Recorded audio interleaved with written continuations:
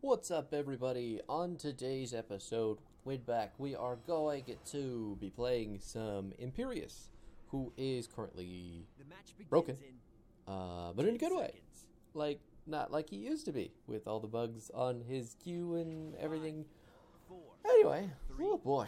Hopefully this video will be able to guide you through an easier way to play him, just kind of give you a basic understanding of what it means to be Imperius. I don't know why this keeps popping over to the wrong location when the game starts. Like, a little bit weird.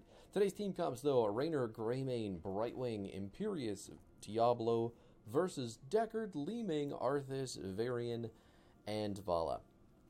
So right off the bat, you might notice that those team comps have a fair amount of race between the two of them. So it's always going to make more sense to go on the offensive when it comes to the objective for this map, because both teams have kind of built for it. But this video is not about the macro. This video is about Imperius.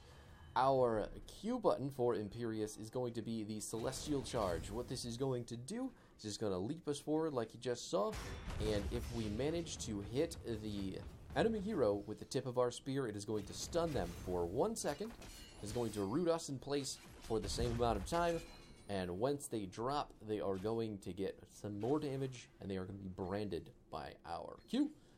But we'll get into that after the next couple abilities. That straight line, flamey line of damage, I don't know, is Solarian's Fire, which is our W. It's going to deal some damage and a decent AoE. It's going to deal more damage down the center of the line, which you can see, and it is going to slow in the center as well. Pretty fucking cool, but it is also incredibly basic. Also puts a mark on your target, whoever you hit. E is Molten Armor. This is going to light Imperius up. He is going to do periodic damage every 0.25 seconds, hitting enemies, heroes, anything that is not blue. And he is going to heal for 50% of the damage to anything that is not a hero, and 100% of the damage to anything that is a hero.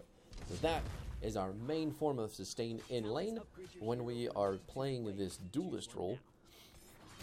Oh my god, Varian got that globe, I didn't want it to. And our trait is going to be the Valorous brand. This is going to mark a target with any of our abilities at least once, and then every time that we auto-attack someone who has a mark, we are going to do 20% increased damage with the mark, and we are going to heal after we...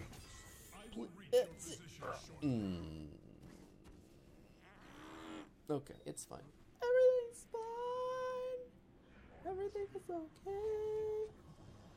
We'll get through this. He just got away. Okay, it's fine. It's not the only time that's going to happen either, because luck. I'm going to call it luck. Back to the guide, though. Imperius is the #1 duelist in the game, and when I say that, I am taking into account literally everyone that I can think of, which is usually the entire roster. But even in the face of a Greymane, Imperius has tools to win that duel against very, very, very strong duelist characters. Imperius will almost entirely always come out on top. He's just that good at it. We are putting some damage on the Arthas. We did manage to kill him with our W, but we're going to eat some damage from the Vala for our troubles. Also getting Varian on the bottom side of the screen, though, which is just as okay with me. We'll flick over to Diablo here while we're respawning. But Imperius, again, he one-on-one is going to destroy anybody. In team fights, he's a little bit more difficult to navigate because he's very skill shot oriented in them, and you want to try to hit multiple targets with your Celestial Charge. But on his own, it is very simple and very easy to focus, and it is very easy to do damage, because all you got to do is click people and land your Q. It's really just so simple. Imperius does not have very good wave clear, though, so what you'll see in higher level games, not this one, but in other higher level games, is that Imperius is going to be played more often in the 4-man because his Q build sets up plays so incredibly, and his wave clear suffers so much that there's really no point in putting him off on his own. Varian, I don't know what you were expecting there, buddy. Just because I have a low health bar does not mean I'm gonna let you kill me. But I'm gonna curb that shit talk right there. It's gonna come back and bite me in the ass, I am completely aware. But more on to the effect of Imperius in a team fight. He does so much damage, and his crowd control is AoE, and it is a stun, that it is just going to be very, very, very, very strong in team fights if you can land it. That is the biggest condition of Imperius, landing your abilities and your auto attacks. So, with that, your build is going to center completely around your Q. Impaling Light is going to be our level 1 talent, and what that is going to do is increase the drop damage of our Q, so when they fall off of the pike, they are going to take 125% additional damage, and for every brand that is on a target, we are going to get 1.25 seconds of cooldown reduction. Oh my god. His fucking parries are actually really annoying. He did manage to parry our Flash of Anger, which is good for us, but at the same time, he's getting a lot of health back. It's really upsetting, and my stupid heal just came back. Really unfortunate, really unfortunate. My team didn't rotate fast enough to help me out either. I thought they would be directly on their way, but here we are, you know. It's, So everything I was saying about Imperius being the best duelist in the game is still true, but there are matchups like that where characters that can blind or characters that can block, well, not necessarily block, parry, just completely negate auto attack damage, are going to shut off essentially half of Imperius's kit. So what I would have had to do to win against Varian down there was make sure all my abilities were used specifically after he parried, and it just didn't happen like that. I think he parried maybe 3 or 4 of our empowered branded auto attacks, so it was enough to swing that in our favor. Gonna skewer Vala right after she gets flipped by Diablo, and nothing in the world feels better than getting flipped on to an angelic spear of destiny. I mean, fucking awesome.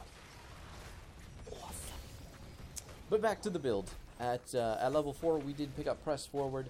We picked this ability mainly because we're off in the solo lane by ourselves. And when you pick up globes with this talent, you are going to increase their duration to 8 seconds as long as you damage an enemy hero. Now, that being said, you can continually refresh that as long as you continually damage a hero, which isn't the hardest thing in the universe, especially if you're freezing the lane. It's really, really easy. But if we hadn't picked that, we probably would have gone for...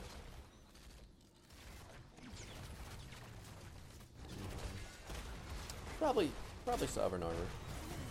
Oh my god, trading a Leeming for a Greymane, unfortunate. Seeing if we can get a second kill here. Arthas has no mana, but 3, 2, none of us are asleep anymore. Now we can get out with the objective intact. Is the enemy team still trying to fight? Is that a Vala chasing a Brightwing? I missed the follow-up there. A little bit unfortunate. I thought Diablo was going to immediately flip her, and he did not.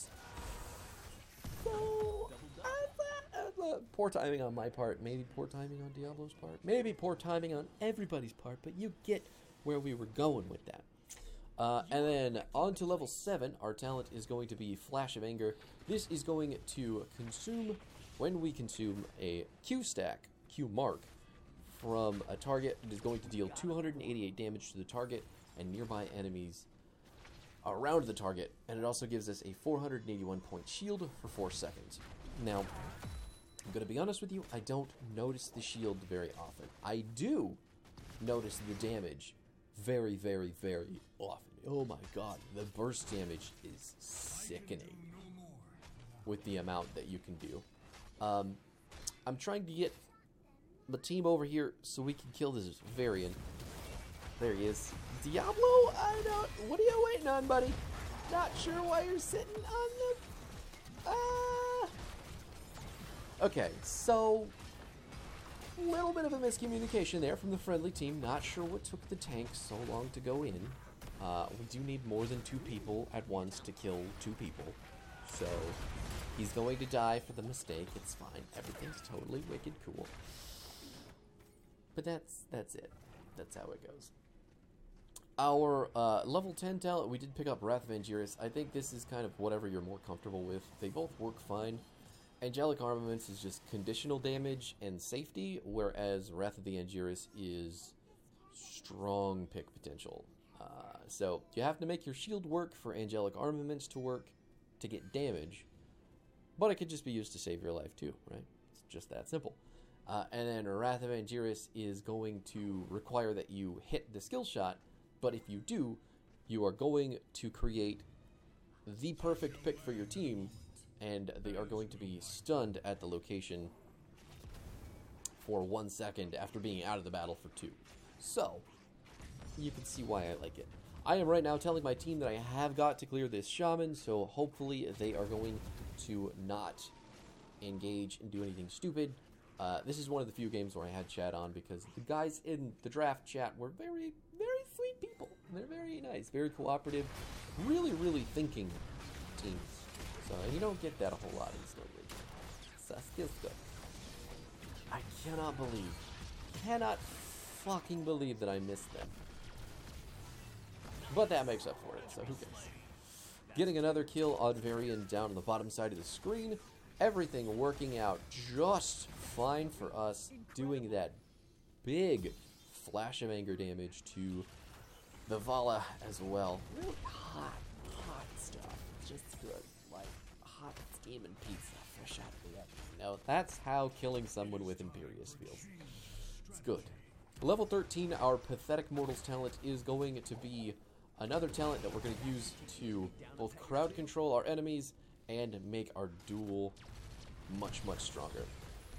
Imperius is going to slow them by 25% after they're hit with his Q, and they are going to deal 50%. That is 5-0. Half their damage is gone for 4 seconds after being hit with Celestial Charge. So, as you can probably tell, if you're ever in a fight with Imperius and you get hit with the Q, you're fucked.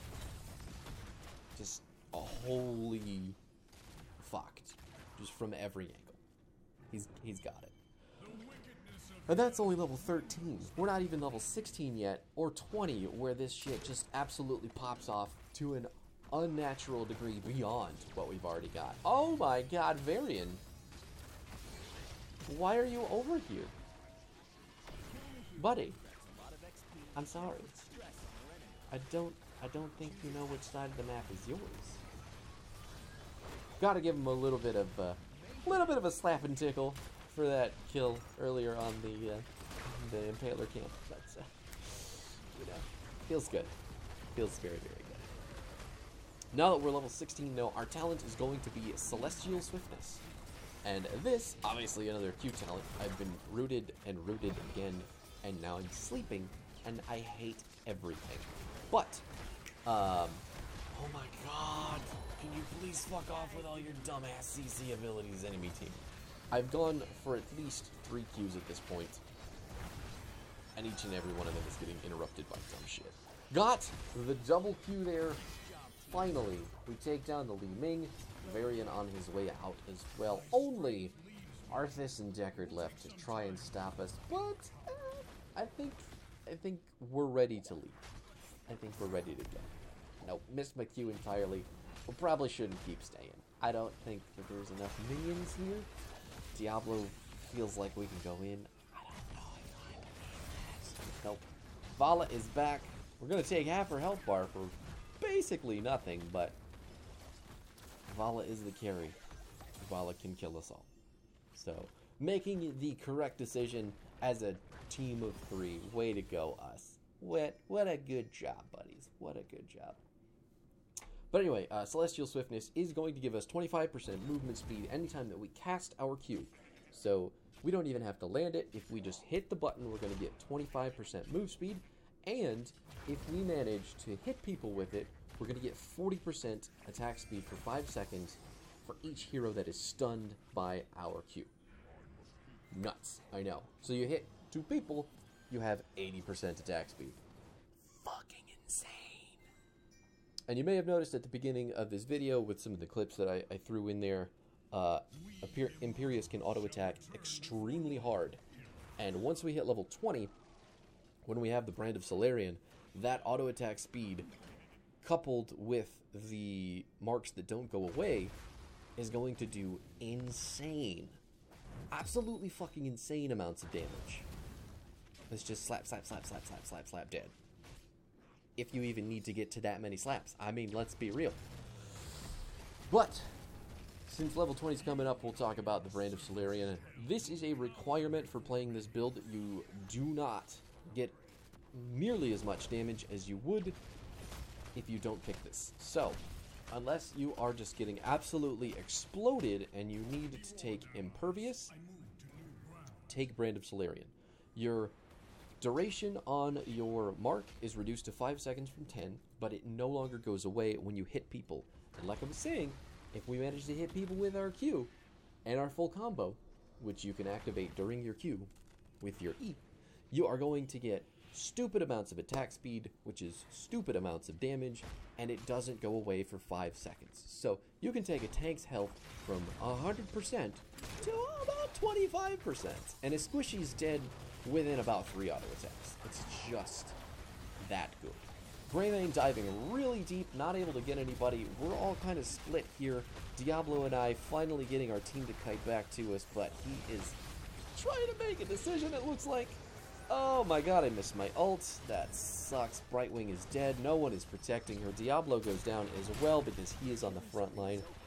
Shortly thereafter, Raynor and I follow. It's pretty sad stuff. There's Greymane. So we're just going to watch Greymane until everybody respawns, but Greymane is making the correct decision here to hike up into the top lane, try to put some damage onto the keep, because he's not going to be able to do any racing that's going to have an impact on the Immortal, the objective contest right now. The enemy team took a lot longer to do anything about that than I thought they would. I thought they'd just be done with the Immortal, like, poof, done, but that's okay. The good news is the top lane is pushed out, the bottom lane is pushed out, everything is still pushing for us, which, something that a lot of people don't really understand. You have to make sure the lanes are going in the right direction, or the objective is going to be 100 times harder on you, especially on BOE. Now, all of us are going to be up in time to defend the keep, so if we lose the fort, it's no big deal. It's level 19, forts don't matter anymore. We've lost, I mean, we've passed that stage of the game, so keeps matter more than forts do. As long as we keep the keep, we're good. Enemy team doesn't seem very confident in their ability to siege up or engage on us, so they're going to get the fort just with the objective, but it's only got half its health bar left. So, with all of our damage, no one on our team is really scared about losing this building, and I think the enemy team realizes they don't have anything that they can really do to us. Vala is just hanging out in the middle of nowhere, is going to get skewered to death. And Varian is going to get suplexed for his troubles as well. Both of those deaths are going to give us the game. There is nothing, literally nothing, that the enemy team can do to stop us from ending it. Big route to stop the Greymane jump. Pretty funny. There's no minions in the bottom lane. That's why we're not going bottom. I think getting the keep down, getting the catapults going, and getting the minions onto the core is better for us. Greymane is also, I mean, he's down in the bottom lane doing a distraction, so there's 3 of them chasing him around while the rest of us are posted up on the core, pushing that catapult in, trying to get the damage going. Greymane makes it up towards us. That's nice. Gotta keep Arthas off of his butt. Let Greymane and Raynor end the core. Give us the game. And Varian and Vala are still dead. Like, they're never going to be back in time to save that. Just game over. Yeah, we did do it. We did do it, Kevin. Thank you. Diablo. I didn't like that one thing that you did by not going in when I went in, but otherwise, you did a fantastic job. Really, really solid stuff. Again, these teammates of mine were fantastic. All of them putting it up on the board where it counted. So I really appreciate that. And they were all very lovely people in chat too. So anyway, the build again, if you need it, Impaling Light at 1, press forward at 4. This is only if you're in the off lane. If you are in the 4-man, you definitely go for one of the other 2 talents. 7, Flash of Anger. 10 is Wrath of Angiris. Pathetic Mortals is 13. Celestial Swiftness at 16. And Brand of Solarian at 20. It is really easy. If it looks like this, just pick it. And then kind of make up your own mind at 4, 10, and 20. I mean, not 20. Don't ever pick anything but this at 20. Just 4 and 10. It's all you.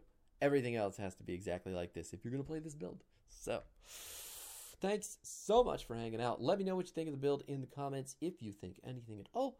And be sure to like, subscribe, do them, YouTube, whatever's, if you feel like it. Help me help you with more of these videos. Not that I'm going to stop anytime soon, because I do like winning games. But all that out of the way, thank you again so much for hanging out. I will be back tomorrow with something else. Maybe it's busted, maybe it's not, maybe it's just fun. We'll see. I will see you guys next time.